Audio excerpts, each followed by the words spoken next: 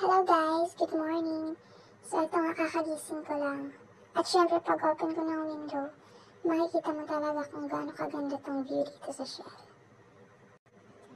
Ayan. At kung titignan nyo talaga, sobrang ganda talaga ng view. Diba? So imagine kung gigising ka, then tatambay ka muna dito. Titignan mo lang yung sobrang ganda, as in nakaka-refresh at nakaka-relax din talaga. Ayan. Parang gusto ko na tuloy maligo, diba? Sobrang ganda talaga ng view. Tsaka yung tubig niya guys, hindi naman talaga yung sobrang lamig. As in, malamig siya from time na gabi na. Pero yung hapon ka mag-swimming, okay lang yung tubig niya, nakaka-refresh talaga. Yan. So, ayun nga. Ang ganda talaga ng view doon. Tulog pa nga sila guys, pero as an adult, need ko na talaga mag-prepare ng meal for today. So, ayan. Konting YouTube din. Kasi malakas talaga yung internet dito, guys. Kaya makikita nyo na hindi siya naghahang or what. Kaya, ayan, medyo messy pa yung table. Pero, here, makikita mo ang kitchen nila. Kompleto sila ng gamit dito. May heater, tsaka mga, rice cooker. Yung ginagamit namin pagluto. Yan. So, for today's, gagawa ako ng chow fan rice. Actually, iba-iba talaga yung chow fan rice, diba? Pero yung version na to, yung medyo simple lang talaga ng chow fan. Ayan. So, first thing, magluluto muna ako ng rice. Eto nga palang rice na to, guys. Sobrang yummy. Masarap siya kasi, as in, sobrang soft, tsaka mabango yung amoy after niyong maluto. Dito lang ito nabibili sa Alpha Mart. Actually, sa baba lang talaga siya ng condo. At hugasan na muna natin yung rice bago natin lutuin. Yan. Babanlawan ko muna yung rice. Medyo, wala ka naman talaga makikita ang dumi. Kasi, actually, medyo pricey siya. Around 87 pesos yung pack na yun. So, ayan. For some reason, hinugasan ko siya ulit. Ayan. So, after niya, nilagyan ko na siya ng tubig para start na magluto. Ayun nga, may pan pa siya, hindi pa nahugasan kagabi. But then, very easy lang naman dito magluto, guys. At nakalimutan ko nga na may rice cooker nga pala talaga. So, doon ko na lang sinalang. Pero okay lang yun, guys. Hindi naman siya nagkakos ng fire like that. Heat lang talaga. So, okay lang yun. So, sinalang ko na nga yung rice para maya-maya ready na yung kanin para sa chow fan rice natin. At ayan. I think magpe-prepare na muna ako ng ham na lalagay natin din mamaya sa chow fan. Ayan, may bacon din pala akong binili. Bacon, holiday bacon dyan sa baba. Sa Alpha Mart din yan. Hindi naman siya naka-frozen kaya madali na siyang i-cut. At yung egg, syempre. So, ayan, wag natin kakalimutan yung egg at least everyday kasi very nutritious talaga siya sa katawan, guys. At need pa natin ng konting oil or butter. Much better kung butter, guys, kasi syempre alam niyo naman, very mabango at malasa yung meal kapag may butter siya. Ayan, so may ham na tayo at egg and butter. Tingnan lang natin kung may iba pang lalagay. Actually, yung mga sweets pala yun na ilagay ko dyan. Okay guys, at eto nga pala yung corned carrots na binili ko sa Alpha Mart kagabi. Yan, ready to fry na lang siya mamaya kasi hindi na siya frozen. Unlike kagabi, frozen talaga siya, so nilabas ko na siya sa freezer. At yan. Kahit di na tayo maglagay ng garlic. Yung iba pwede din maglagay kasi pag sinangag, dinalagyan talaga natin.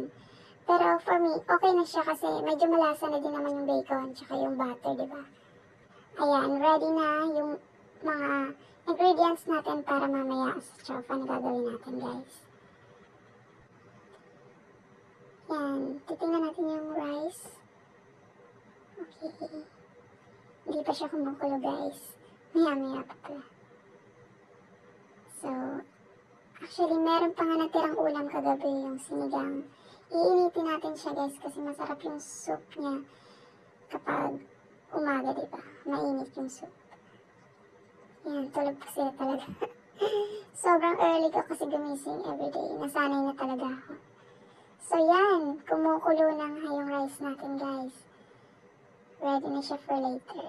Pero kailangan talagang dry as in hindi na siya moist. Kasi pag moist pa yung kanin, tapos pinry mo siya, diba? Iba yung kinakalabasan ng yan. Na-ready ko na siya guys. Nilabas ko na yung kanin dun sa rice cooker. Para matanggal na yung konting init niya. At eto na nga guys, tinulungan ako ng partner ko para gawin yung ilalagay natin ingredients dun sa chow fan na gagawin. Ikakat na muna natin yung bacon guys. Ayan.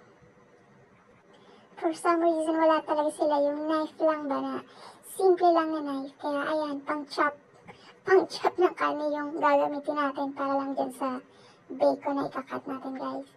Ayan. So makikita nyo na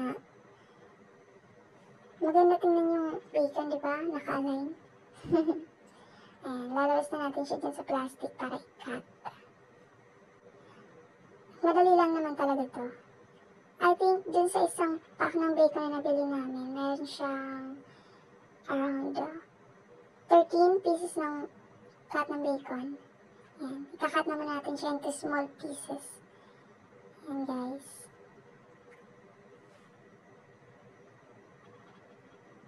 Madali lang siyang i-cut. Ayan. And it's up to you guys. I think for me, okay naman yung bacon even if you wash it or not. Pero para sa akin na yun na, kasi nakapack naman siya. Well, clean naman talaga yung Kasi diba, kapag hinugasan, syempre matatanggal yung ibang lasa niyan. But it still depends on you guys. Ayan, makikita mo na nakat na siya ng mga maliit na piraso. Para mamaya. Nakadepende pa rin yun sa inyo guys kung ilang pieces ng bacon ba ang gusto nyo ilagay. Kasi for us, kukuha lang kami ng konti, then yung iba ipa-fry na lang namin para pang ulam ba. Pero yung chow fan kahit wala naman siyang ulam, okay na yun, diba? Goods na. Kasi may lasa na siya. Ayan, pinuhin na muna natin siya para pag na-fry na siya, medyo naka-separate na siya dyan sa Ayan, open natin yung egg. Then, syempre, i-mix na natin. I-shake natin yung egg for today, guys, para panglagay sa chow fan. Ayan, siya talaga pinapagawa ko niyan. Kasi the way he does it, like that, ano. Actually, naahirapan ako mag-ano ng egg na isang kaway lang yung kinakrak dyan. Pero, tingnan niyo, guys. Ayan. 2 egg lang yung gagamitin natin para i-mix. Depende sa inyo kung gusto nyo dagdagan para maraming egg dun sa chow fan niya. It's up to you guys. But for us, okay na yun too kasi good for 4 people lang naman yung kakain. Pero mas masarap din naman talaga pag maraming egg, diba? At syempre, lalagyan natin ng pampalasa ang magic sarap. Konting magic sarap lang naman guys. Ayan. So, mix ulit natin. Shake ulit natin yung egg. Para ma-mix yung magic sarap dun sa egg. Ayan. Then, yun na nga. We decided na lagyan ng konting nor cubes. Kasi para malasa siya ng chicken. Ayan. Na-preheat na natin yung pan. At sa tingin ko okay na siya. Lalagyan na natin ng butter, guys. Konting butter lang naman yan. Kasi yung kanin natin, ating 4 cups yun. Or 3 cups. Lalagyan natin yung butter. I-melt na natin dyan. Ang bango talaga ng butter, guys. O, diba? Tingnan nyo, ang bilis nang natunaw. Kasi ang init na talaga ng pan. Almost 5 minutes na tayo nakasarang dyan. Yan, sobrang tunaw niya na. So, hindi ko rin naman nilalagyan ng salt like that. Kasi may butter na siya. Pag nilagyan pa ng salt, magiging salty na yung lulutuin, diba? Kasi medyo maalat din naman yung butter. At ayun guys, nilagay na natin yung bacon. Ipa-fry na natin siya ng slight lang. Huwag natin siya masyadong sobrang crispy kasi ilalagay natin siya sa chow fan. Para medyo lang siya soft. Make sure na medyo browny siya pag after ng cooking. Yan, hayaan naman natin siya maluto ng few minutes. Okay? Yan guys. Hinalo-halo na natin siya para make sure na maluto talaga lahat ng sides. Okay. Then yan. Hindi pa siya masyadong na-fry. Medyo naparami ko ata yung butter piece pero okay lang yan. Marami din naman yung kanin na ilalagay natin. Okay. And as you can see guys, naluto na talaga yung bacon.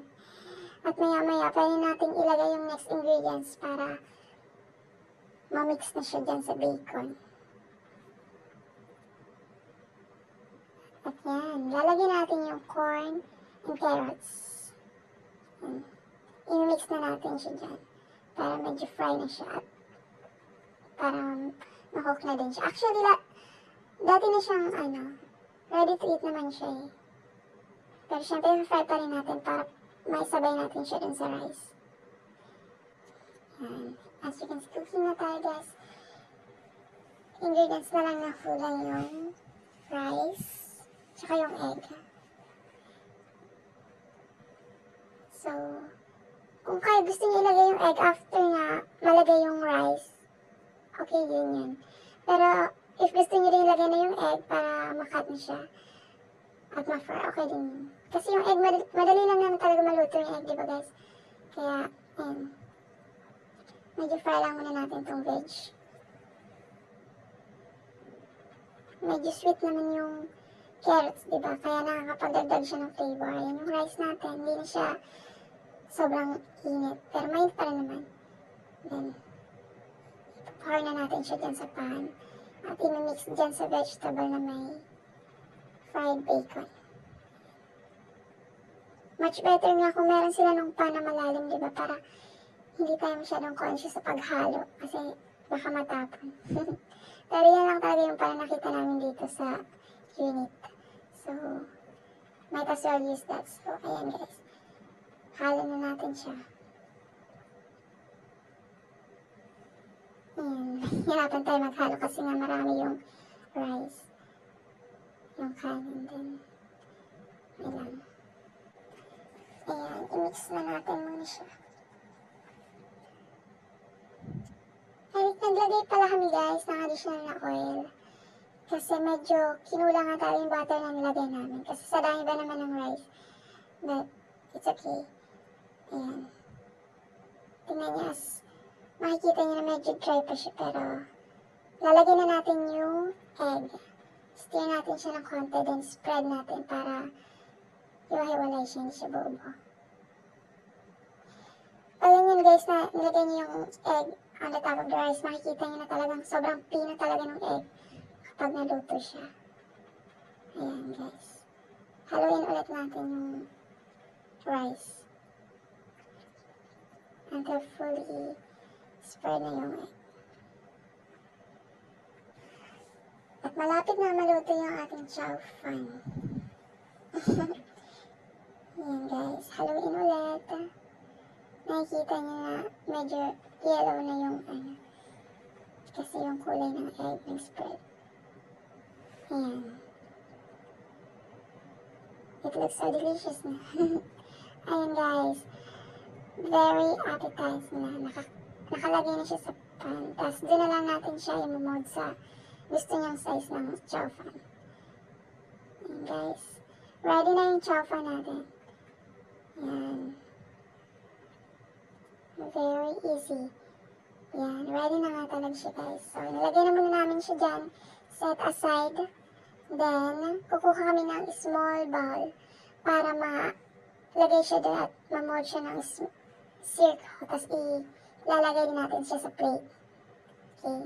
But for now, lulutuin muna natin yung left na tira na bacon para i-fry natin siya sa pang-ulam. Yan guys.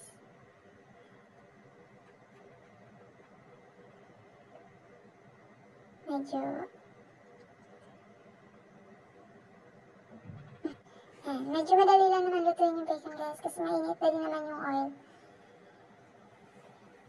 Maya maya, medyo toasted na yan. Mas masarap yung bacon pag crispy siya kasi yung taba, yung nasa side ng bacon, makikita mo, sobrang sarap ng lasa kapag crispy siya talaga.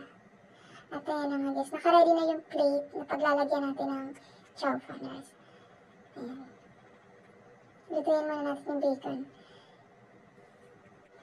Ayan.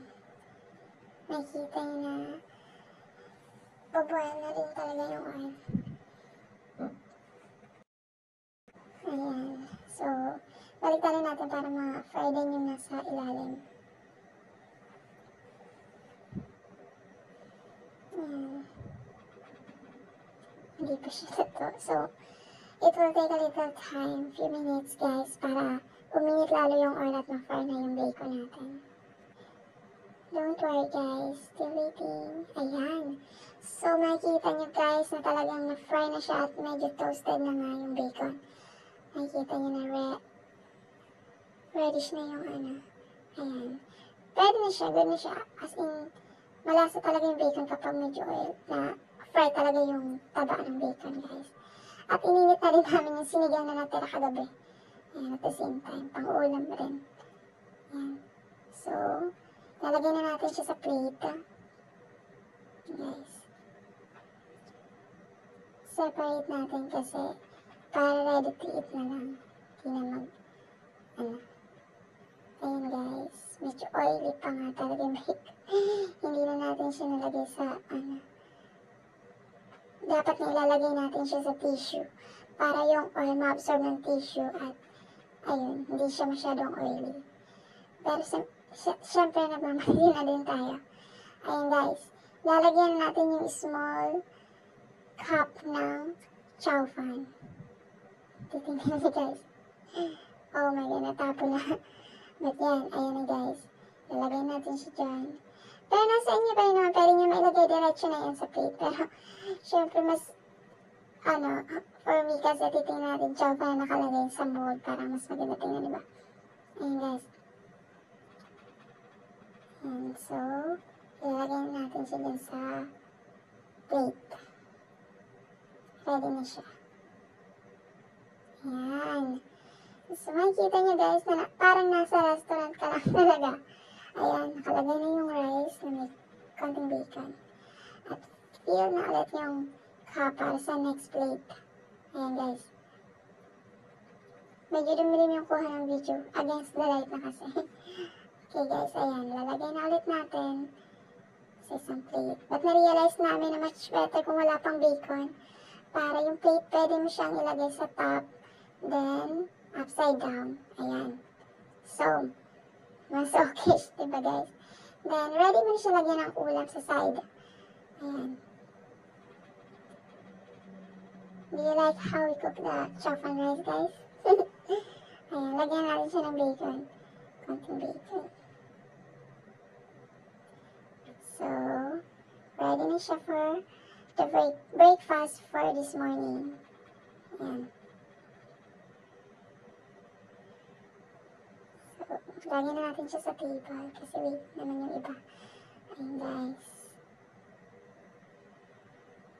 Gising na rin naman sila. So, ayun. Ready na yung breakfast.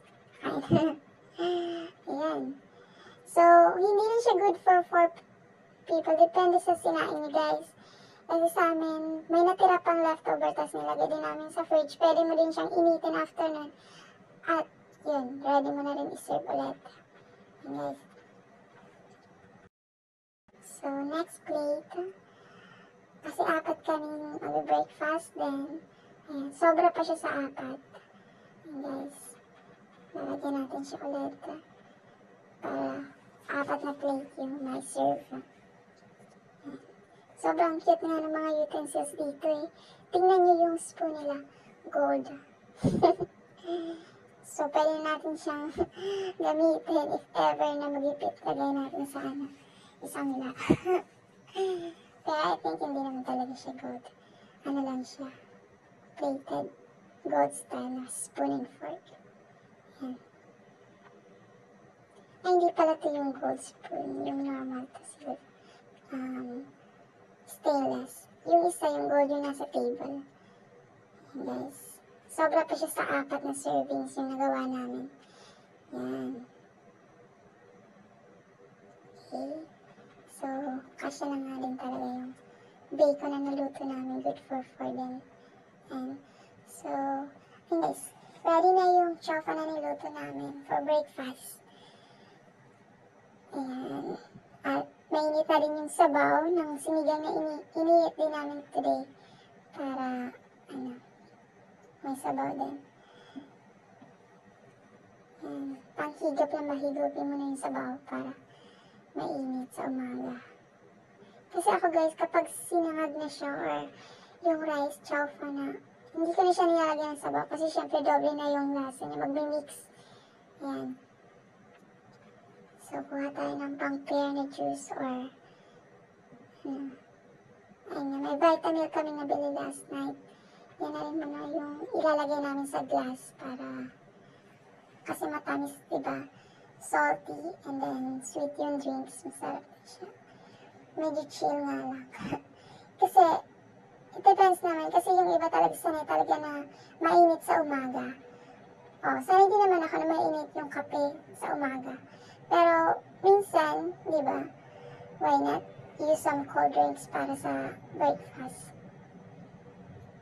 And guys, ready na for breakfast.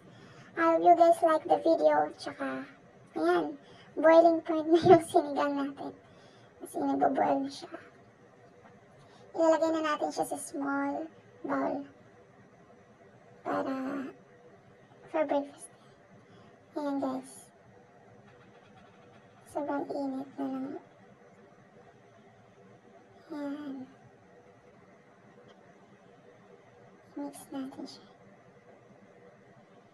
Ayan, malaking sili. Ayan. Actually, ang dami talaga natira kagabi, kaya nilagay namin siya sa ref at para pwede pa kinaumagahan for guys, diba? Ang dami pa. Medyo strong nga yung flavor ng sabaw. Kaya medyo siya. Much better if lagyan ng konting water. Pero okay na rin naman yun. Guys. So, ready na ang ating sinigang. Very easy. Easy to make chow fan, guys. Pero yung ibang chow fan, nilalagyan pa nila ng some vegetables and others. Yan. Nanood kami ng comedy. Kasi may Netflix dito, guys. And I love Netflix, of course. Kasi marami siyang new episodes. Tsaka ang gaganda talaga ng mga new movies niya. And guys, so, eat well for me. At tsaka eat well for you guys. And good morning again. At sana masarap din yung menu for this morning. Yan. Nakakatawa talaga si Vice. Nakakatawa. Manood ng movie ni Vice. Yan.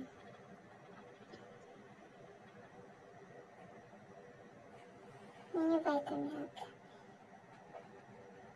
Ang sarap ng Vitamilk kapag super cold.